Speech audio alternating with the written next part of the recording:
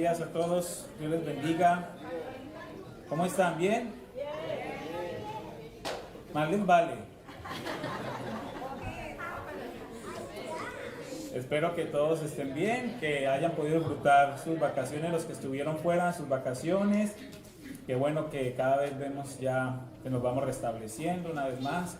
Esta es una iglesia muy nómada, porque nos movemos mucho. O sea, unos llegan, otros salen, todo el tiempo. O sea, no hemos podido, digamos, coincidir todos, porque siempre hay mucho movimiento. Pero eso es bueno porque eso habla de que hay vida, ¿no? Si nosotros fuéramos lo mismo siempre, pues seríamos un estanque. Los estanques, esa agua generalmente se pudre, pero no somos un estanque, somos un río, donde fluye, fluye, fluye. Unos van, otros vienen, eso es vida. Entonces, qué bueno que podamos ser una iglesia con vida. Y le damos gracias a Dios por eso. Vamos a orar, vamos a poner este tiempo en las manos del Señor. Si me acompañan entonces para comenzar en esta mañana. Padre, te damos gracias porque eres bueno en gran manera. Te damos gracias por tu fidelidad y tu misericordia. Te damos gracias, Padre, porque hoy podemos estar en este lugar para adorarte, para exaltarte. Gracias porque podemos compartir como familia, como cuerpo de Cristo, Señor, alrededor de tu palabra, alrededor de estos cánticos, alrededor del compañerismo. Qué bendición, Señor, y qué libertad que tú nos has regalado.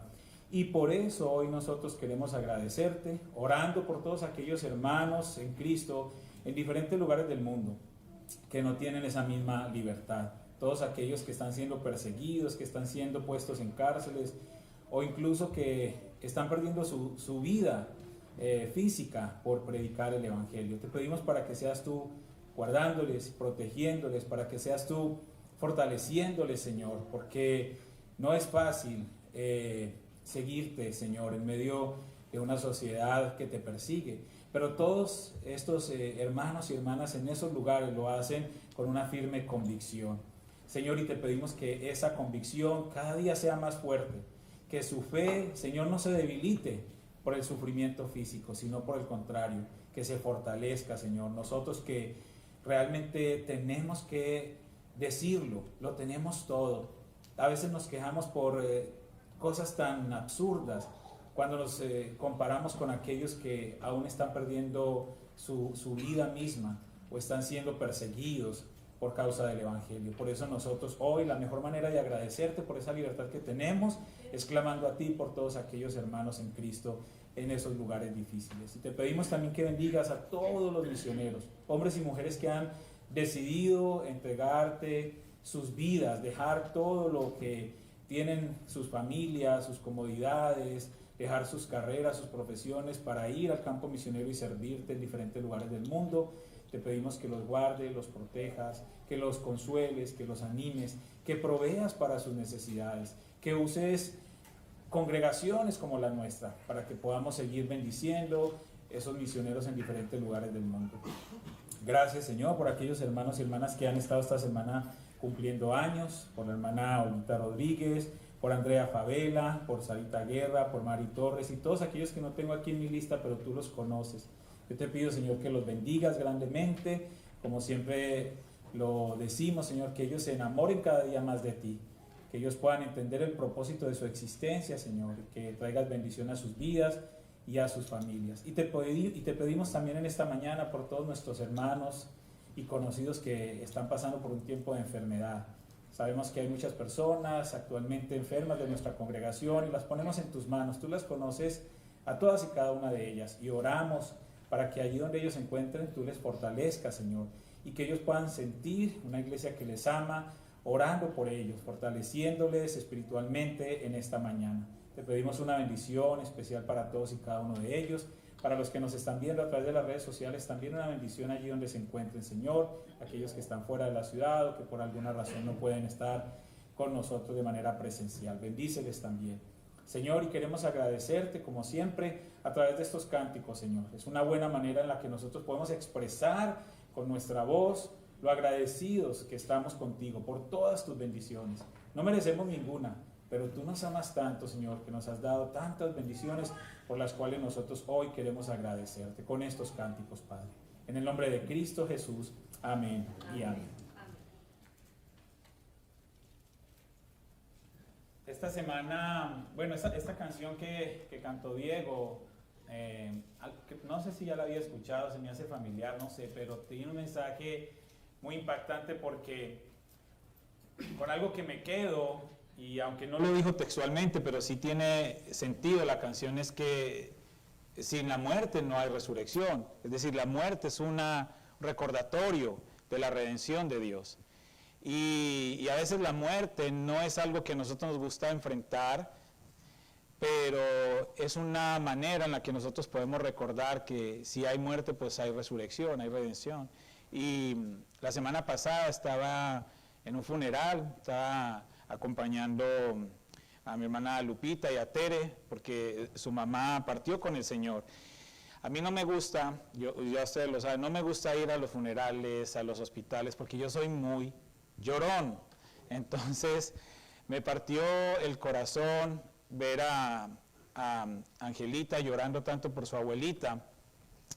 Pues como me imagino que era la nieta mayor, por lo menos de parte de Tere, llorando por su abuelita y pues ahí vienen quien está ahí detrás llorando igual. Yo ahí llorando, me pueden contratar para llorar en los funerales. Pero son emociones encontradas porque pues su abuelita está con el Señor, ella tenía la fe y la convicción de su salvación. Entonces son emociones encontradas, pero la muerte es un recordatorio de que el Señor Jesucristo resucitó y que Él es el primero entre muchos y que todos nosotros en Cristo también tendremos ese privilegio. Por eso no podemos desmayar, por eso no podemos claudicar en la esperanza que tenemos, la tenemos que mantener firme a pesar de todas las adversidades, saber que el Señor Jesucristo nos está esperando y que pase lo que pase en este mundo y por todo lo que nosotros estemos pasando, nada de las aflicciones que tengamos en este tiempo, como dice Romanos 8, se comparan con esa gloria venidera. Entonces eso es lo que nos debe animar cada día. Yo quiero compartir con ustedes en esta mañana un poco del estudio que hemos estado llevando a cabo sobre Corintios y hemos avanzado bastante, ya estamos en 2 Corintios capítulo 8 y hoy vamos a, en lo que podamos,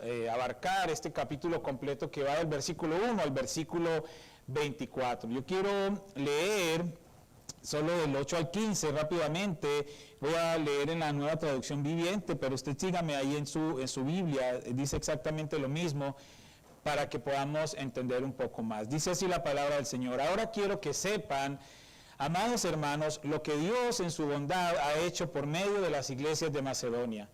Estas iglesias están siendo probadas con muchas aflicciones y además son muy pobres, pero a la vez rebosan de abundante alegría, la cual se desbordó en gran generosidad. Pues puedo dar fe de que dieron no solo lo que podían, sino aún mucho más, y lo hicieron por voluntad propia. Nos suplicaron una y otra vez tener el privilegio de participar en la ofrenda para los creyentes de Jerusalén. Incluso hicieron más de lo que esperábamos, porque su primer paso fue entregarse ellos mismos al Señor y a nosotros tal como Dios quería. Así que le hemos pedido a Tito, quien los alentó a que comenzaran a dar, que regrese a ustedes y los anime a completar este ministerio de ofrendar, dado que ustedes sobresalen en tantas maneras, en su fe, sus oradores talentosos, su conocimiento, su entusiasmo y el amor que reciben de nosotros. Quiero que también sobresalgan en este acto bondadoso de ofrendar. No estoy ordenándoles que lo hagan, pero pongo a prueba qué tan genuino es su amor al compararlo con el anhelo de las otras iglesias. Ustedes conocen la gracia generosa de nuestro Señor Jesucristo.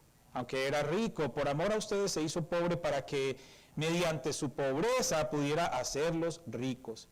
Este es mi consejo.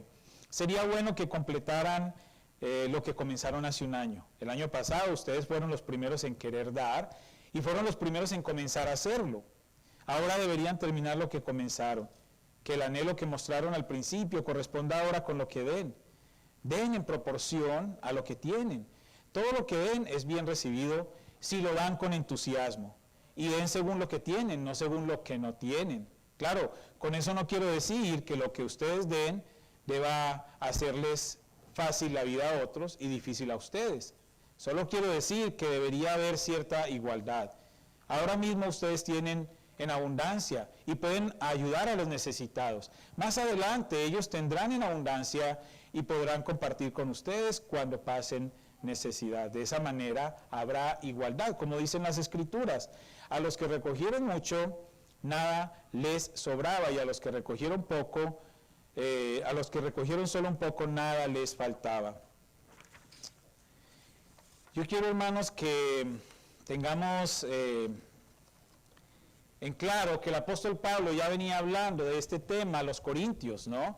Sobre la ofrenda, ya había tocado el tema, y hoy no voy a profundizar mucho en el tema de la ofrenda, porque en el siguiente estudio, que es el capítulo 9, ya él amplía un poco ese tema, pero sí quiero mostrarles un poco el contexto y el por qué el apóstol Pablo está escribiendo a los corintios lo que está escribiendo aquí en el capítulo 8. Macedonia y Acaya, que son dos provincias que él está mencionando en estos capítulos, como les digo, eran provincias romanas, eran vecinas. Ahí podemos ver aquí en esta parte, aquí vemos a Acaya en esta zona, aquí vemos a Macedonia y a las ciudades que estaban en ellas. En Macedonia, por ejemplo, hay ciudades que hemos escuchado en la Biblia, en los relatos de Pablo, ciudades como Filipos, como Tesalónica, como Berea, entre otras. Y en la provincia de Acaya estaba Corinto, estaba Atenas, entre otras ciudades. Entonces el apóstol Pablo comienza a decirle a los corintios que estaban en la región de Acaya lo que las iglesias de Macedonia, es decir, los vecinos, habían decidido hacer por los hermanos en Jerusalén. Ellos habían tomado una ofrenda de amor voluntaria y generosa. Y Pablo lo hace de alguna manera para animar a los corintios. No para que dieran una ofrenda, levantaran una ofrenda, sino para que ellos completaran lo que ya habían comenzado a hacer un año atrás. Ellos fueron los primeros en querer levantar una ofrenda para la iglesia en Jerusalén. Y el apóstol Pablo está simplemente animándolos a completar ese deseo que ellos tenían. Al parecer, algunos creyentes en Jerusalén, entre los que estaban judíos y no judíos, estaban pasando un tiempo difícil. Y hay muchas hipótesis del por qué las iglesias en Jerusalén estaban pasando ese tiempo difícil. Algunos hablan de que ese tiempo de escasez era resultado de la persecución a los cristianos. O también otros dicen que había unos daños muy fuertes en las cosechas y esto también les había afectado su economía. Otros dicen que se había aumentado el número de necesitados, especialmente los ancianos, las viudas, etcétera. Cual sea la causa por la que la iglesia de Jerusalén estaba pasando ese tiempo difícil, ellos están enfrentando o están teniendo una necesidad real y una necesidad urgente. Y el apóstol Pablo había hecho un compromiso de ayudar a la iglesia en Jerusalén. Así que el apóstol Pablo entonces aprovecha esta carta que les hace llegar a los corintios, esta segunda carta, para animarlos a completar la ofrenda que ellos habían comenzado a recoger y que la enviaran a los hermanos allí en Jerusalén. Él les está animando, pero al mismo tiempo los está exhortando. Él no pierde oportunidad, ya lo conocemos bastante en los estudios que hemos hecho en sus cartas, que el apóstol Pablo no desaprovecha oportunidad para animar, pero también para exhortar y para traer bastante teología en sus cartas. Y él los está exhortando para que ellos levanten esa ofrenda, para que ellos recojan esa ofrenda, pero con una motivación correcta. Eso lo vamos a ver un poco en 2 Corintios 9. Ahora, en las iglesias de Macedonia, de donde el apóstol Pablo estaba hablando, que habían levantado esa ofrenda, hay que destacar a los hermanos de la iglesia de Filipos, es decir, los filipenses. Los filipenses siempre estuvieron pendientes de las necesidades del apóstol Pablo. Ellos fueron ejemplo en suplir las necesidades y buscaron todas las oportunidades para ayudar a su pastor natural, a su líder espiritual, en la necesidad que tuviera, en este caso el apóstol Pablo. Y el apóstol menciona allí en Filipenses 4:10 y 4:15, dice: en gran manera me gocé en el Señor de que ya al fin habéis revivido vuestro cuidado de mí. de lo cual también estabais solícitos, pero os faltaba la oportunidad. Y en el 15 dice, y sabéis también vosotros, oh filipenses, que al principio de la predicación del Evangelio, cuando partí de Macedonia, ninguna iglesia participó conmigo en razón de dar y de recibir, sino vosotros solos. Por eso ellos de alguna manera estaban siendo usados por el apóstol Pablo como un modelo, como un ejemplo para animar una vez más a los corintios.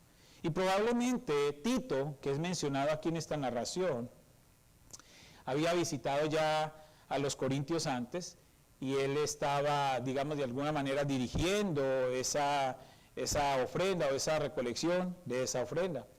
Pero a causa de todos los problemas que se vinieron a la iglesia de Corinto, de lo que ya hemos estudiado en la primera carta, todo lo que pasó con el pecado dentro de la iglesia, con todos los ataques que estaban recibiendo, pues ellos se fueron olvidando de ese propósito de levantar esa ofrenda. Y por eso entonces el apóstol Pablo una vez más anima a Tito, para que vuelva con ellos y retome este asunto de la ofrenda, sabiendo que ya la iglesia de Corinto estaba lista, estaba preparada para hacerlo. Ellos habían corregido ya sus pecados, habían arreglado todos los asuntos que como iglesia estaban enfrentando y ahora ellos estaban listos para dar un paso más, para seguir creciendo como iglesia, apoyando las necesidades de sus hermanos en Jerusalén. Ahora el apóstol Pablo, si nosotros lo visualizamos allí en estos versículos, él no quiere exigir esta ofrenda a los corintios, él no la está exigiendo y por eso él de alguna manera los está animando a ellos a completar esa obra de gracia y me gusta mucho esa expresión, en sus Biblias en la Reina Valera habla de la obra de la gracia, la obra de gracia, y él es muy inteligente, él no va de una a decirles ustedes tienen que dar una ofrenda, él está resaltando o destacando esas virtudes que ahora la iglesia de Corinto tenía, y entonces él está hablando y diciendo, dado que ustedes sobresalen en tantas maneras, en su fe, en sus oradores talentosos, en su conocimiento, en su entusiasmo, en el amor que reciben de nosotros, pero él luego les dice que sería bueno sumar a toda esta lista su bondadoso acto de ofrendar. Entonces el apóstol Pablo conocía perfectamente a los corintios, recordemos que pasó con ellos 18 meses y le dolieron bastante a él, sobre todo en esos últimos años donde estaban ellos pasando por muchos problemas. Él sabía que la iglesia de Corinto era una iglesia generosa y él solamente quería animarlos a retomar esa generosidad que ellos tenían. Y él lo que les está diciendo a continuación, en los siguientes versículos, realmente es lo que contiene la enseñanza de esta primera parte de este capítulo 8. Voy a leer del versículo 10 al 15 y lo voy a leer en la traducción del lenguaje actual. Miren escuchen lo que dice. Por el bien de ustedes, les doy mi consejo acerca de esto. El año pasado ustedes fueron los primeros en dar y además lo hicieron con mucho entusiasmo. Terminen lo que empezaron a hacer y háganlo con el mismo entusiasmo que tenían cuando comenzaron, dando cada uno lo que pueda dar. Si realmente desean contribuir, Dios aceptará con agrado sus ofrendas, pues Él no espera que demos lo que no tenemos, pero no queremos que por ayudar a otros les falte a ustedes lo necesario. Lo que deseamos es que haya igualdad. Ahora ustedes tienen mucho y deben ayudar a los que tienen poco. Puede ser que en otro momento ellos tengan mucho y los ayuden a ustedes. De esta manera habrá igualdad, como dice la Biblia, ni le sobró al que recogió mucho, ni le faltó al que recogió poco. Ahora ya en la segunda parte del capítulo, ya el apóstol Pablo se está enfocando en las personas y en la manera en cómo se llevaría a cabo la recogida y la entrega de esta ofrenda. Pero quiero destacar algunos puntos importantes que está diciendo el apóstol Pablo. Dice, háganlo con el mismo entusiasmo que tenían cuando comenzaron. Esto es algo importante. Cuando nosotros hacemos un compromiso de participar en la obra del Señor a través de una ofrenda o a través de nuestro servicio o a través de nuestras oraciones, debemos, hermanos, mantener esa misma emoción con la que ofrecimos apoyar durante todo el tiempo. Es algo que no es fácil, pero necesitamos estarnos recordando ese ánimo con el cual yo dije, yo lo puedo hacer, hermano, yo puedo ir y apoyarlos en esto, yo puedo estar orando por esto, o yo puedo enviar una ofrenda para esto. Con ese mismo ánimo que lo hicimos en el primer momento, debemos hacerlo siempre, porque eso es algo que el apóstol está exhortando a los corintios. Ellos tuvieron mucho ánimo cuando decidieron levantar la ofrenda y luego ese ánimo se fue. Como cuando usted sirve una Coca-Cola así bien fría en un vaso con hielo, y ya los veo a muchos pasando saliva. Y se sube todo ese bastante de espuma, y al ratito está... Cuando uno mete un pastel a hornear, ¡ay! Uno todo emocionado porque se subió. Y cuando lo saca, todo aplastado el pastel. Bueno, no, tenemos que mantener siempre la misma emoción. Otra cosa que destaco de lo que el apóstol les está diciendo aquí, dice, lo que cada uno pueda dar. Ojo con esto, hermanos, ojo con estos. Estaba hablando Nidia al respecto de eso, ¿no? De toda esta teología de la prosperidad satánica, diabólica, perversa, que está invadiendo la iglesia, exigiéndole a la gente a que dé. No, hermanos, ustedes no valen por lo que tienen, no para Cristo. No para Cristo. Y todos aquellos que servimos a Cristo tenemos que verlos de la misma manera como Él los ve. Él no ve a sus seguidores como signos de pesos. Ustedes no valen por el dinero que traigan. No, ustedes valen por lo que Cristo ya hizo por ustedes y por el valor que Cristo les dio a cada uno de ustedes. Entonces, hermanos, Dios no nos exige a nosotros, ni nos condena. Yo he escuchado muchos predicadores diciendo, leyendo en Malaquías, malditos sois con maldición porque no traen los diezmos.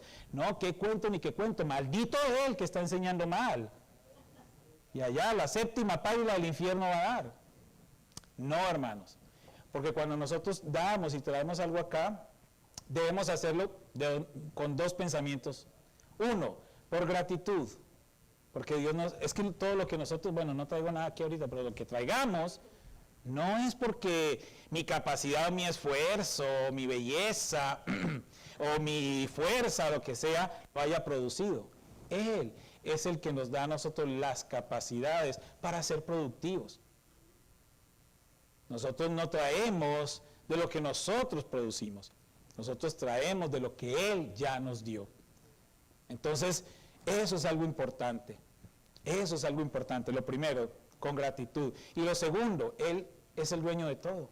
Entonces yo doy porque estoy agradecido con Él, porque Él suple para mis necesidades, y doy porque al fin de cuentas Él es el dueño de todo. De todo.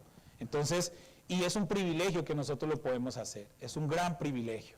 Entonces, nunca, hermanos, se sienta usted obligado a dar, porque el Señor nos está hablando, dice, lo que cada uno pueda dar, lo que cada uno pueda dar.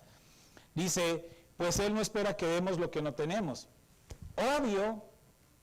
Obvio, ¿sí? Esos cuentos de todas estas, ¿cómo se llama eso? Campañas que se inventan en los canales de televisión y en las radios cristianas, la teletónica, la maratónica, la radiotónica, la atómica y todas esas atómicas, y entonces den y pacten y prométale al Señor y comprométase con dar tanto y no, hermano, ¿cuál? No, nosotros damos generosamente lo que Dios ponga en nuestro corazón, lo dice el mismo Corintios, ahí el apóstol Pablo, vamos a hablar de eso luego, dice cada uno de como propuso en su corazón, no con tristeza, ni por necesidad. Otra cosita que dice aquí el apóstol Pablo, deseamos que haya igualdad. Claro, yo no puedo dar la comida de mis hijos, yo tengo que dar lo que yo pueda compartir, que nosotros estemos bien y que los demás estén bien. Él no me está pidiendo a mí que le quite la comida a mis hijos y los deje morir de hambre para poder ayudar. Siempre habrá alguna manera de que haya igualdad, de que mis niños tengan sus frijolitos para comer, su arrocito, su lechita, su pan, y también poder ayudar a otros. Dios nos da a nosotros la posibilidad de hacerlo de esa manera. Dice, ahora ustedes tienen mucho y deben ayudar a los que tienen poco. Eso, hermanos, eso es clave. Eso es clave. Si una persona viene contigo porque tiene una necesidad manifiesta y tú tienes, y lo dice la palabra, tienes en tu bolsa con qué ayudarlo, no le digas, voy a orar por ti. No, saca y dale a la persona si necesita algo y tú lo puedes hacer, ¿sí? Eso es lo que Dios nos pide al respecto. Pero, hermanos, siempre con sabiduría. Siempre con sabiduría. No se dejen meter la mano al bolsillo, pilas con todo eso que están viendo por ahí en televisión o en radio y les están metiendo la mano al bolsillo. Porque Dios no obra de esa manera. Dios no obra. Dios quiere que cada uno de nosotros traigamos a Él con esas dos motivaciones, con agradecimiento y con reconocimiento de su soberanía. Amén.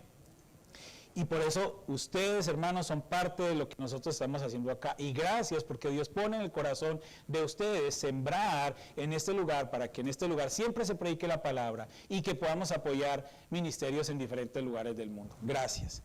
Seguimos, hermanos, ahí rápidamente del 16 al 24. Y en esta segunda parte, como les digo, el apóstol se está enfocando en las personas, en la manera en cómo se levanta la ofrenda. Y aquí les voy a tomar unos minutos extras, hermanos, no se preocupen, ya hice reservaciones en todos los restaurantes del Valle para que los sirvan y no se les acabe la comida. No se afanen, no se afanen. Dice, por lo tanto, gracias a Dios, quien le ha dado a Tito el mismo entusiasmo que yo tengo por ustedes. Tito recibió con agrado nuestra petición de que él volviera a visitarlos. De hecho, él mismo estaba deseoso por ir a verlos. También les enviamos junto a Tito a otro hermano, a quien todas las iglesias elogian como predicador de la buena noticia. Las iglesias lo nombraron para que nos acompañara a llevar la ofrenda a Jerusalén, un servicio que glorifica al Señor y que demuestra nuestro anhelo de ayudar. Viajamos juntos para evitar cualquier crítica por la manera en que administramos esta generosa ofrenda. Tenemos cuidado de ser honorables ante el Señor, pero también queremos que todos los demás vean que somos honorables. Además, les enviamos junto con ellos a otro de nuestros hermanos, que muchas veces ha demostrado lo que es y en varias ocasiones ha manifestado su gran fervor. Ahora está aún más entusiasmado debido a la gran confianza que tiene en ustedes. Si alguien pregunta por Tito, díganle que él es mi colaborador, quien trabaja conmigo para ayudarlos, y los hermanos que lo acompañan fueron enviados por las iglesias y le dan honor a Cristo. Así que demuéstrenles su amor y pruébenles a todas las iglesias que está justificada nuestra jactancia por ustedes. Miren, esta ofrenda era algo importante, era una ofrenda muy importante. Y debido a eso, el apóstol Pablo, con el respaldo de la iglesia, él organiza un equipo de hermanos que se encargarían de llevar la ofrenda a su destino final, allí a Jerusalén, para ya ser administrada por los líderes de la iglesia en Jerusalén. Y en este equipo está el hermano Tito, que es el que menciona el apóstol todo el tiempo, y habla de otros dos hermanos más. Esos dos hermanos no se mencionan sus nombres, pero hay también muchas hipótesis sobre quiénes son. Algunos dicen que puede ser Lucas, Timoteo, Bernabé, Silas, Marcos, Aristarco, Apolos. Pero estos son solo nombres hipotéticos, porque no existe una referencia directa sobre la identidad de esos hermanos. Pero lo importante es lo que el texto sí dice de ellos. El nombre no importa tanto como lo que el texto dice de ellos. Dice, también les enviamos junto con Tito a otro hermano, a quien todas las iglesias elogian como predicador de la buena noticia. Otra versión dice, al hermano cuya alabanza en el evangelio se oye por todas las iglesias. Otra versión dice, un hermano en Cristo que trabaja mucho anunciando la buena noticia y en todas las iglesias se habla bien de él. Luego dice en el versículo 22, dice, además enviamos junto con ellos a otro de nuestros hermanos que muchas veces ha demostrado lo que es y en varias ocasiones ha manifestado su gran fervor. Otra versión dice, a nuestro hermano cuya diligencia hemos comprobado repetidas veces en muchas cosas, y ahora mucho más diligente por la mucha confianza que tiene en vosotros. Es decir, eran hombres fieles, eran hombres idóneos para administrar la gracia, es decir, la ofrenda que había sido dada para la iglesia en Jerusalén.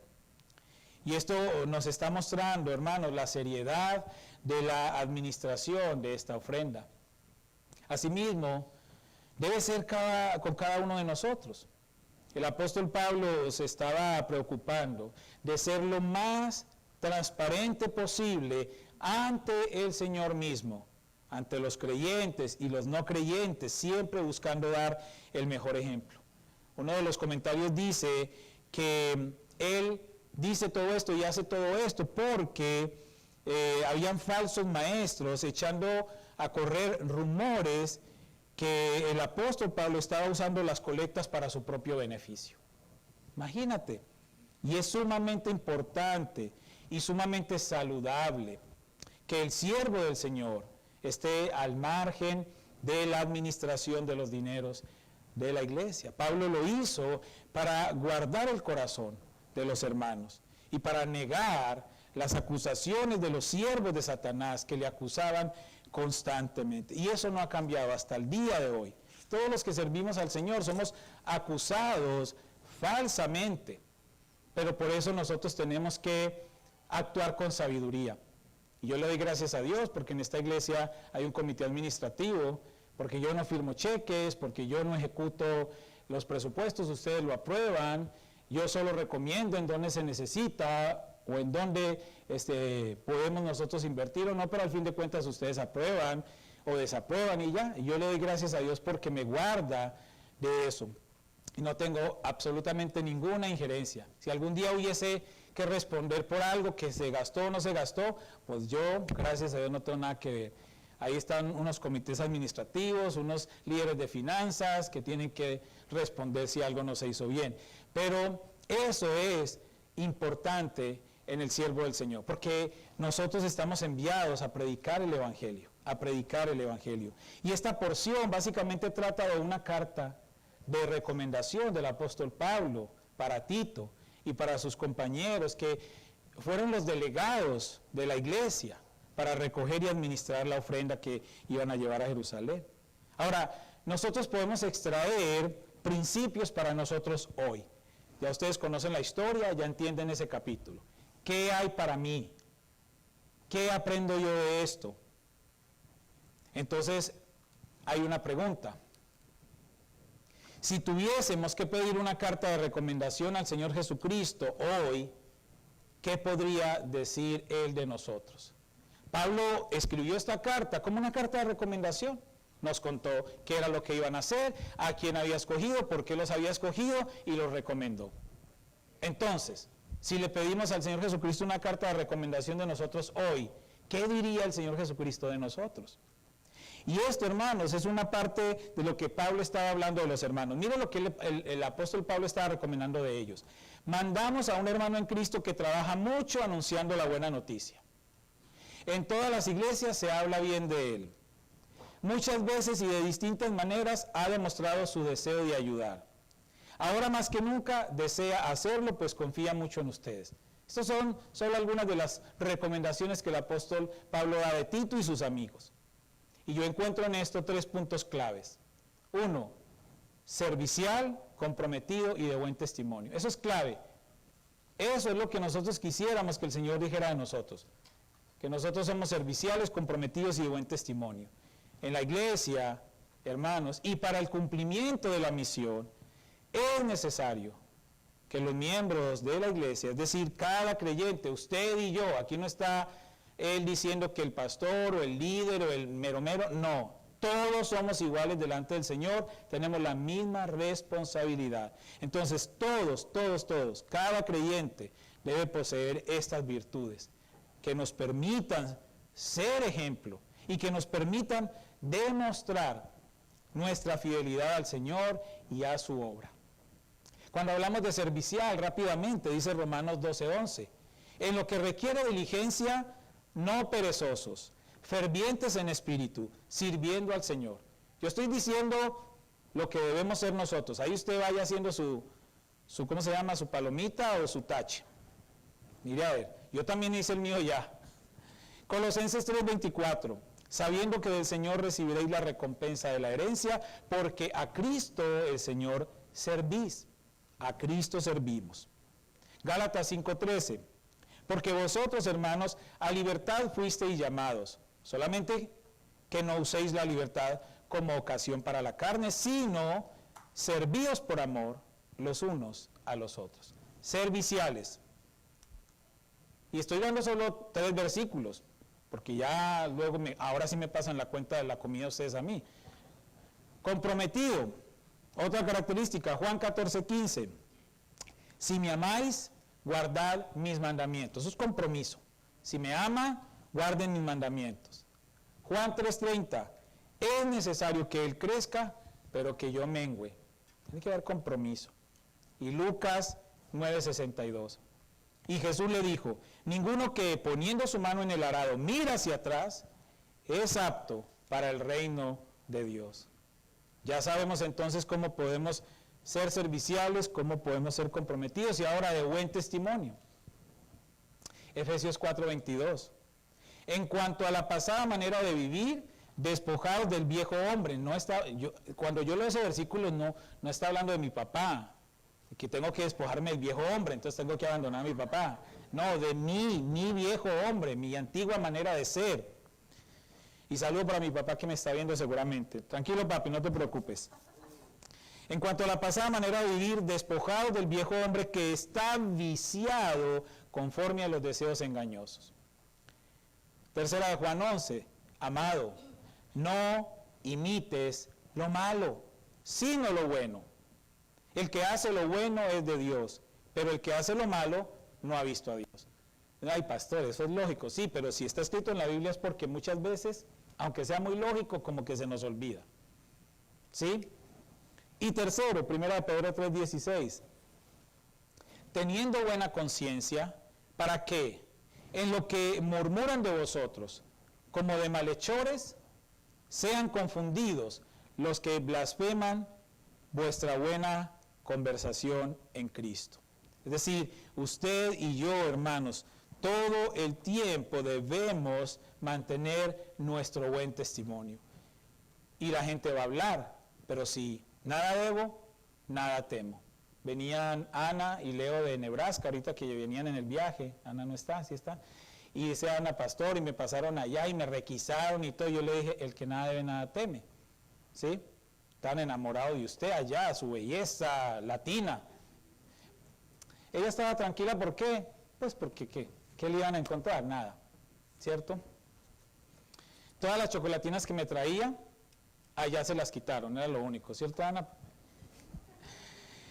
Listo, hermano, entonces de buen testimonio, servicial, comprometido y de buen testimonio. No tenemos que hacer nada más, está fácil cumplir esas 3 características para tener una buena recomendación como siervos de Dios. Entonces Pablo estaba muy interesado en ayudar a la iglesia de Jerusalén, por supuesto. Era necesario animar a los hermanos que tuvieran más para que pudieran ayudar a los que tenían menos. Siempre buscando esa demostración real del verdadero amor. Siempre buscó hacerlo sin obligarlos, sino animándolos y dándoles la oportunidad de entender el gran privilegio que tenemos de ayudar a los demás. Pero para eso el apóstol Pablo se aseguró de hacer las cosas bien, de buscar personas idóneas y fieles para recoger y para administrar esta ofrenda de gracia. Y los envió con altas recomendaciones a la iglesia de Corinto. Dios mismo es quien quiere hacer eso con nosotros hoy. Él también quiere hacer exactamente lo mismo a través de sus hijos, por medio de la iglesia. Ayudar a los necesitados, pero a los necesitados espirituales también, animando a la iglesia a retomar la gran comisión y buscando hombres y mujeres fieles e idóneos para administrar tal gracia, la gracia del Evangelio. Eso es lo que usted y yo tenemos que aprender en esta mañana.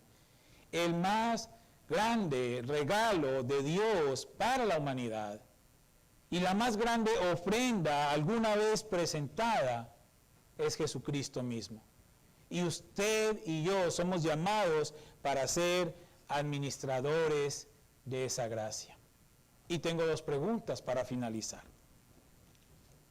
somos tú y yo esos siervos fieles e idóneos para administrar semejante gracia?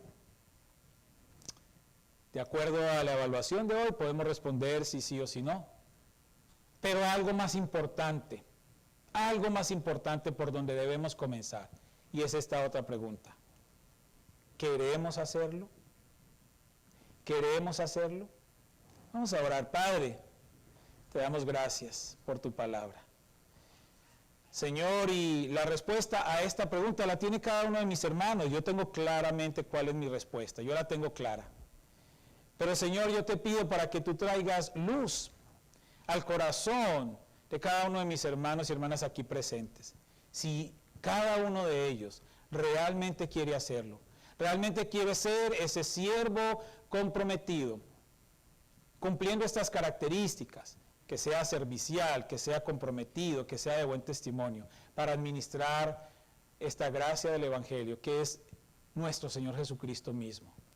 Hay mucha necesidad, no solamente física, no solamente material allí afuera, sino espiritual. Y nosotros somos el instrumento tuyo para poder presentar esta ofrenda a todas aquellas personas que están en necesidad. Hoy los que estamos aquí podemos decir que tenemos abundancia en este sentido espiritual, porque estamos aquí, porque estamos escuchando la palabra, porque tenemos acceso plenamente a tu trono. Tenemos abundancia espiritual, pero necesitamos en este tiempo de abundancia compartir de esta abundancia espiritual con aquellos que tienen necesidad. Yo te pido, Señor, que seas tú guiándonos, Señor, a responder a esta pregunta y que todos podamos hacer lo que tengamos que hacer, corregir lo que tengamos que corregir para podernos presentar fieles e idóneos y ser ese instrumento tuyo. Y poder ser presentados ante una sociedad que demanda una solución, que nosotros podamos ser esos instrumentos tuyos, como lo fueron Tito y sus dos compañeros. Gracias, Padre, porque a través de lo que escribiste a los Corintios por intermedio del apóstol Pablo, hoy también nos estás hablando a cada uno de nosotros. Y yo te pido para que en este año que estamos comenzando, nosotros podamos, Señor, incluir esto en medio de nuestros propósitos de este año. Que nosotros podamos hacer los ajustes necesarios y establezcamos las prioridades reales de nuestra vida. Yo sé que hay necesidades materiales que suplir, pero hay una necesidad espiritual más importante que demanda toda nuestra atención y toda nuestra dedicación. Así como el Evangelio llegó a mi vida y me trajo esa libertad, el Evangelio necesita llegar a muchas personas para que puedan también tener esa misma libertad. Por eso te damos gracias, Padre, en el nombre de Cristo Jesús. Amén.